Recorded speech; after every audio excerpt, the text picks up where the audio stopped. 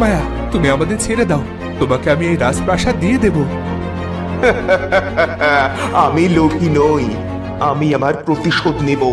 সেদিন ফাঁসির মঞ্চে দাঁড়িয়ে আমার বাবা বলেছিল এর প্রতিশোধ একদিন কেউ নিতে আসবে, সেই কেউ একজন আমি। দেখো মায়া, সেদিন ভুল বোঝাবুঝি হয়েছিল, অপরাধী অন্য কেউ ছিল। ভুলে তোমার বাবাকে আমরা শাস্তি দিই। এই কথা তো সেদিন বাবা অনেকবার বলেছিল, কই আপনারা তো শুনেননি? যা হবার হয়ে গেছে, এখন তুমি আমাদের মাফ করে দাও, তোমার পায়ে পড়ছি।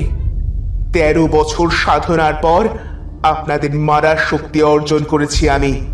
আজ এই শক্তি বলে আপনাদের দুজনকে হত্যা করব, কেউ আটকাতে পারবে না।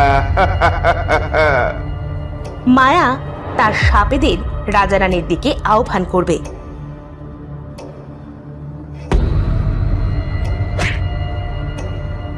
মহারাজ, মহারানী, পালান পালান।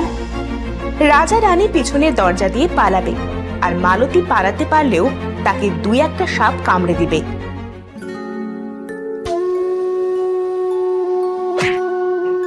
তুমি তো চলে গেছিলে, তাহলে আবার ফিরে এসে কেন নিজের জীবনের ঝুঁকি নিলে? হ্যাঁ, আমি আপনাদের এখানে সেই ছোট থেকে কাজ করি, আপনাদের নিজের জীবনের থেকে ভালোবাসি মহারানী। তাই বলে তুমি নিজের জীবন দিয়ে দেবে? আমি মায়ার ব্যাপারে সব জেনে গেছিলাম। তাকে কিভাবে বিনাশ করা যায় সেটা জানতে এক তান্ত্রিকের কাছে গেছিলাম। সে বলল তার লাঠিটা ভাঙ।